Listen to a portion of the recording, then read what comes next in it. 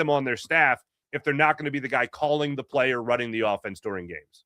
Well, guys, let me push back on just to play the devil's advocate side of this. Hasn't it already changed? I mean, forget the future. 22 guys, they were top 10 in every category. They were a top 5 offense overall. They were top 10 in passing. They were top 6 in rushing, I believe. They were top 5 in scoring. We've never seen that again. I mean, the best year of Jalen Hurts was 2020. I think we can all agree it was 2022, second in the league in MVP voting. Right. Absolutely. I mean, he was right there. That was a remarkable quarterback performance. I don't know that we've ever replicated that performance or even come close to that, you know? So hasn't it already in a way changed where you had the last couple of years? Now they've added Saquon Barkley. They've had new coordinators. A lot of variables have changed, but to me, it already feels like they've changed Jalen Hurts. Whether it's him or the team, I don't know, but it feels like it's already it's definitely changed. Saquon, I would say. It's definitely when you bring in Saquon, they morph to this extremely run-heavy, risk-averse team, and that leads me back to the Jalen. Like, here's how I describe it, Mike. Mark, whatever. Yeah, I'm getting old. All good. Couple of them today, Johnny Mac. Come on, man. I know. I mean, there's some Jody love for you, but it's the fact of how I describe it. The 49ers are not going to ask Brock Purdy to beat Jalen Hurts. It's be stupid, right? Mm-hmm. Why are we asking Jalen Hurts to beat Brock Purdy? And Nick's talking about play action, as you brought up, drop back, but it's not his game. It's not his game. It worked against Minnesota. Just Brian Flores wouldn't come out of his stupid defensive plan. Other people will. I don't understand it. That's what I want to get to the bottom of. Right. Why? This guy's had tremendous success. Embrace the uniqueness. To me, the most important part of this season, get Jalen Hurts back on board when it comes to the +1 in the running game. Then everything opens up. Yeah, I agree. As far as the Saquon stuff goes, one of the things I really credit Jalen Hurts for is after they were 2-2 and they had the famous bye week and all the meetings 2 years ago, and then they went on to win the Super Bowl. I don't know too many quarterbacks that would say, okay, let's acknowledge that we have a historic thing that could happen here. Like, greatest weapon in the history of the NFL. Like, it could rival any weapon that's ever been used in the NFL.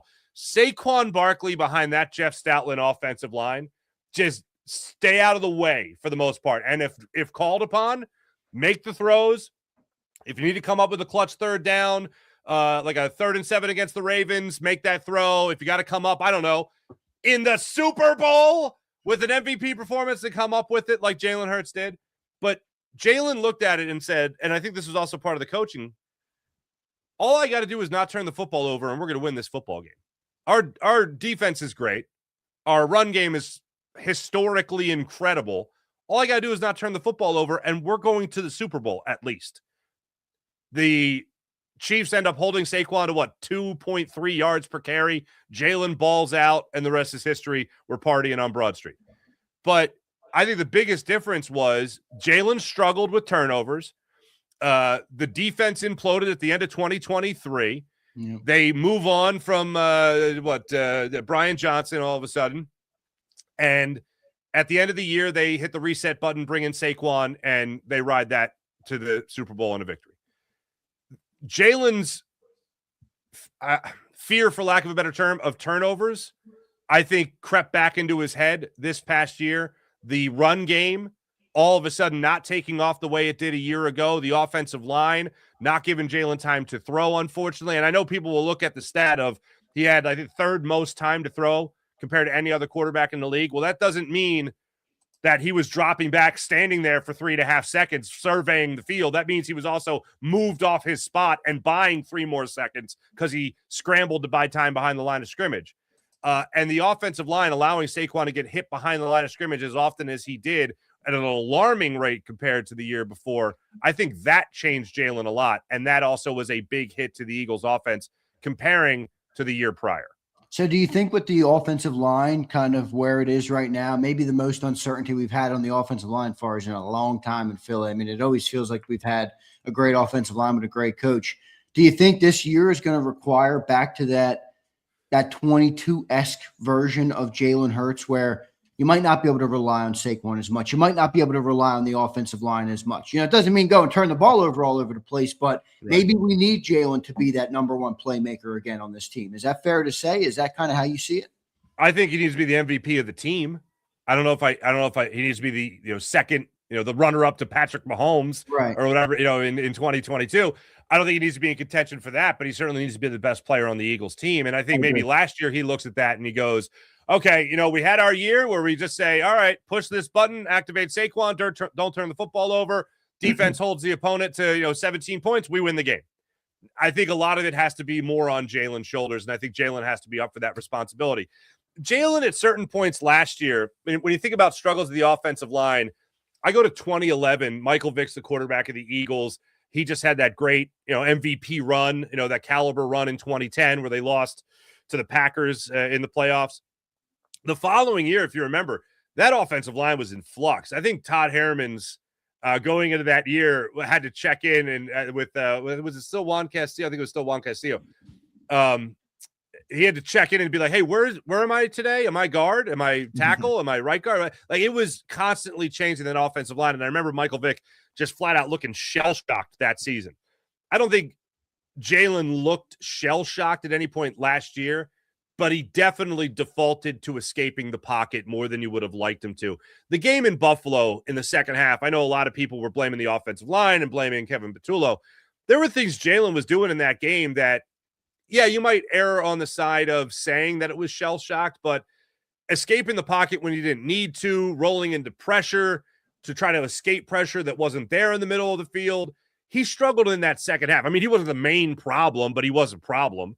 So I think a lot of that defaulted to trying to get a little bit more towards hero ball from Jalen when the plays just weren't there to be made, unfortunately. So I look at it, and I think if the offensive line stands strong and Jalen trusts them, knows he has a big run from Saquon maybe at different parts in the season, but not relying on it, I think that's where you'll see the best Jalen emerge, similar to what you saw in 2022. Well, Mark, you say Jalen's got to be the best player on this team, which is always good if your quarterback is playing at an MVP level. But you do think back to the Super Bowl winning season, and it was Saquon. So where are you with Saquon? Is it more likely you're not going to get to 2,005 yards, 2,500 and whatever it was with the postseason, but is it more likely he's closer to that Saquon Barkley, or are we looking at a descending players probably not going to be here in 2027? I think you're looking at a Saquon Barkley that can still get you 1,300 yards behind a good offensive line, behind an offensive line that's on the same page, behind a healthy offensive line. But for me, with Saquon in this new offense, it's also going to come down to what Saquon could do in the total yards game, how many touches he could get, not just carries. I know we've screamed about it for years in Philadelphia, and I know we've been spoiled with the play of Brian Westbrook, with the play of LaShawn McCoy and the screen game and all that. Darren Sproles, how great that was. Wheel routes galore, how great that was. I want to see that incorporated in this offense as well. And if the offensive line is just banged up and great to know Lane Johnson's going to be on your roster, week one, know that he's going to be here. I don't know how many games he's going to play in. That's going to be a question. Landon Dickerson or Cam Jurgens, how their knee or their back are going to hold up throughout the season. But if that's a struggle, you still got to find a way to put the ball in Saquon Barkley's hands. Obviously, you want that to start in the run game, but maybe you make Jalen look a little bit better by having easy dump-off passes. God forbid you use the term layup passes to Saquon Barkley in order to get that offense going. All in all, I think we're going to look back on the 2026 season with Saquon Barkley, and I think our reaction to his performance is going to be, damn, he's still a great running back. The unfortunate thing is with all running backs, the shelf life is always a question. Not everybody is a Curtis Martin or a Derrick Henry, you know what I mean? So I think we're still going to look back and say he's still got it, but the question is going to be how much longer will he have it? Far as they got to run here. Last question for me. 23 days and 10 hours out from the NFL draft. What are you thinking for the Birds in this draft? I don't think anyone's going to like it. I know nobody wants to see an offensive lineman take Blake it. Miller. I do. Yeah. Farzy, bring him in. Bring the offensive lineman in. All right. We're all on the same page there. Yeah. Here's where I think the Eagles go. They either go offensive line or they go edge. That's where I think they go. Everyone and their mother wants Kenyon Sadiq. Ain't happening. I know that would be the sexy pick. That would take a Quenyon Mitchell-esque fall in the draft for the Eagles to even get a strong breeze of a whiff of Sadiq in that role. Yeah. You know what I hope is going to happen, Mark? They draft Omar Cooper Jr. and Howie says, A.J. Brown is a member of the Eagles at the press conference. And then they trade him for a first and a third from the Pats? Yeah, after That's June rich. 1st. Yeah. You think they're getting a first and a third for us? Yeah. I think it's very possible. I mean, Howie, here's the thing I love about Howie. Howie will take future picks. That's the thing. He'll take future picks. Yeah. Because he knows he's going to be here. Yeah. Here's what I love about it. In the Philadelphia sports scene, we've seen the right way. In the last 6 months, we've seen the right way to go about the offseason and the wrong way to go about the offseason. Dave Dombrowski talking about Nick Castellanos like a guy under contract. Yeah, we'll see what happens. That's not how you handle it. Howie Roseman acting like he's about to vacation with A.J. Brown and his family is the exact way to handle it. To act like we love this guy, the locker room loves this guy, the public persona does not match how the locker room feels about him, how the front office feels about him. That's exactly how you play it. And what really matters is with other GMs and other people around the league, we don't have to do anything. Like I don't know where you're at in this, but my take on the situation is AJ would like to be traded. Oh yeah, but I don't think he's demanding the trade. I think if he's demanding the trade, I don't think AJ is at all quiet about it. I think here's the biggest thing. If on June 1st at like 12:01 in the morning, AJ tweets a picture, posts a picture of a packed suitcase, then it's all over. All right. But other than that, I think AJ's minding his P's and Q's up until that moment. He'd like to be traded. I don't think he's putting a sledgehammer on the desk right now saying trade me. No, and be careful tomorrow with the fake accounts because you're going to have the AJ Brown trade reported by Adam Schifter.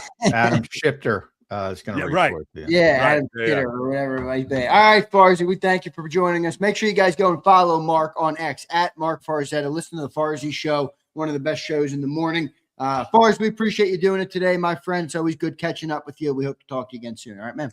Back at you, fine fellas. Take it easy. Thanks, brother. From Mark Farzetta joining us right here on Birds 365. Great to talk to Mark Farzetta. Appreciate him checking in today. Always good to hear from Farzy across the program. Johnny Mac, good conversation with Mark Farzetta. Interesting topic on Jalen Hurts there. It feels like sometimes all the other shit that goes on, we don't talk enough about Jalen Hurts. I'm sure you might disagree with that, but I like talking about the quarterback and the offense, obviously. So I thought that was a good conversation. Yeah, I think that's the biggest story of the season, how Sean Mannion handles this and what it's going to look like, what the offense is going to look like. And I'm not a fan of just making them what Nick Sirianni talked about at the meetings yesterday, play action, making him turn his back to the defense. I'm like, what are we doing? I'm lost. My hope is that's off-season talk, and it's harm to doing that in the spring and trying to improve that aspect of the game. No harm in that. But when the season starts, you got to build the damn offense around the quarterback and the players you have. That's why I don't. That's why I bring up the Larry Karras story. I don't like this declaring what you're going to do, and not that Sean Mannion's done it. We haven't even talked to the guy. I don't believe he's going to do that. I don't. But you have all these people saying this is what he's going to do. This is, and again, I'm Larry Karras. Yeah, you don't even know what the players he's going to have yet. You know the framework. Jalen's going to be there, Saquon. But you don't know if AJ's going to be there. You don't know what the tight end room is going to look like. If it's Omar Cooper instead of AJ Brown, that's a big difference. You don't know what the offensive line is going to be from a health perspective. to say you're just going to play Kyle Shanahan's offense, I don't like that philosophy at all. When are you going to get a chance to talk to Sean Mannion? Soon, OTAs. This is not abnormal for the Eagles. They've always done this. For the Eagles, no. For the feels like for the rest. For the rest of the league, yeah. But there's a lot of people like they're hiding him. No, they did the same thing with Kellen Moore. Same thing. They don't have to do it, so I don't like doing it. And to a certain degree, and I get it from one standpoint, like Christian Parker, when he got the Cowboys job, the Cowboys are like, and he says, "Are you going to sign Nakobe Dean?" Well, he's got nothing to fucking do if they're going to sign Nakobe Dean. Now they'll ask him, but Sherry and Steven and Will McClay and the Eagles don't want Sean Mannion to get those questions. Like, is AJ going to be here? They don't want him getting those type of questions, which is they can understandable. PR him up, though. I mean, they just did it with Howie Roseman and Nick. No, I know. I think it's silly, but I'm just giving you their thought process. Yeah, that makes sense. We'll see what ends up happening with it. It's going to be interesting to see how it all plays out. I'm intrigued by the whole Sean Mannion thing. I mean, I can't say I'm confident in it, but I don't know how anybody could be. The guy hasn't proven anything yet, but I think one day Sean Mannion will be a good coach in the NFL. The question is that going to happen in year one? That's a tough thing to do. And that's where I think but that's where my concern lies. Not in that I don't think Sean Mannion is going to be capable, just in that for a team that has expectations like the Eagles do, are you going to be able to realize those expectations with a guy who's essentially learning on the job for the first time, which is a big conflict to me. Yeah, well, I definitely think you're going to have some learning on the job aspects to it. I think anybody who doesn't believe that is kind of pie in the sky. There's going to be some growing pains. And how does not only Sean Mannion handle, how does the organization handle it? Because they haven't shown a ton of patience in the past. So,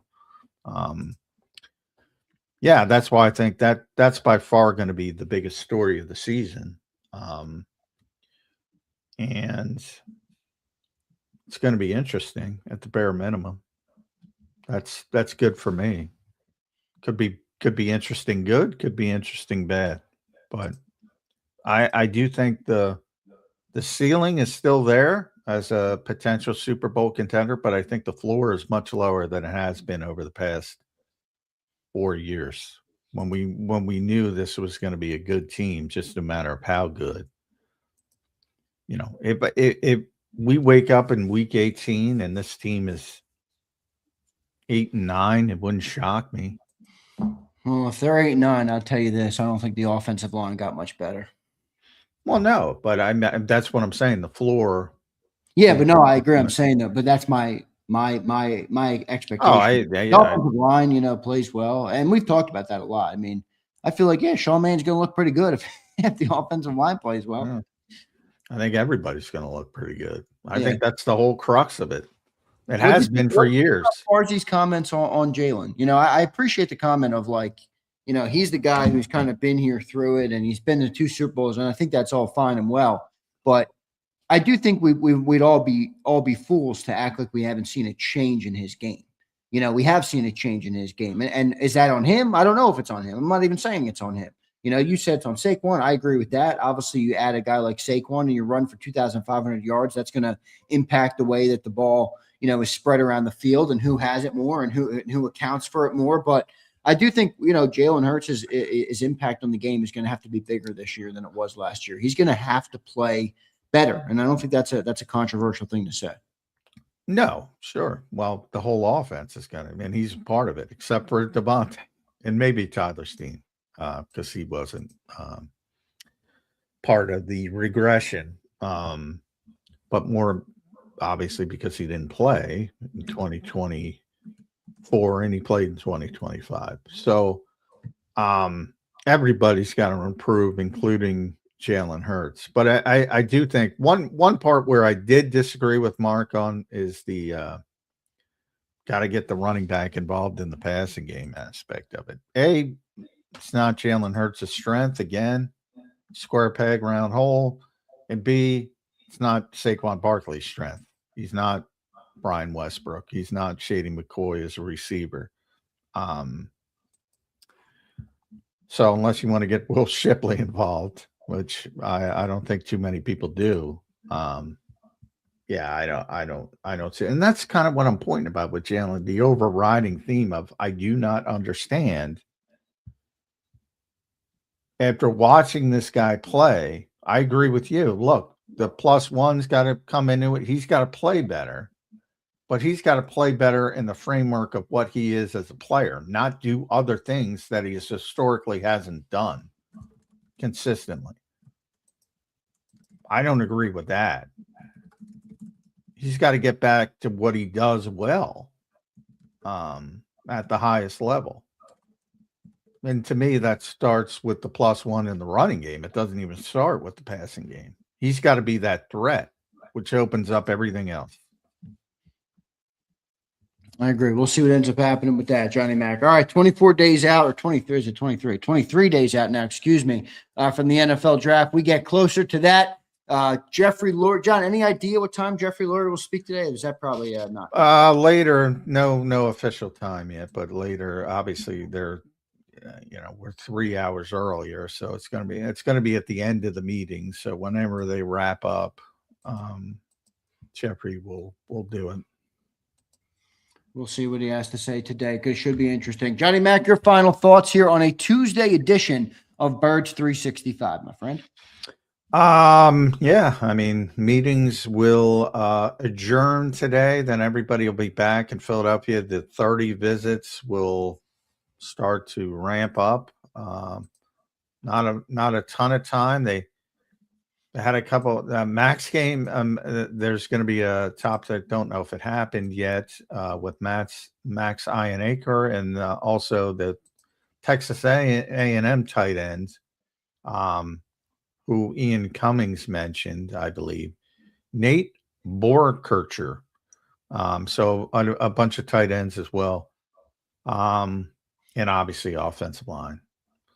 But that'd be a guy that's a guy I'm a little scared of, to be honest. Not only from his name, but I just think he's very, very raw prospect. And that's a guy I don't want to take at 23. Somebody that raw. I don't like that. Yeah, I don't blame you on that one. All right, Johnny Mac, good show, man. We'll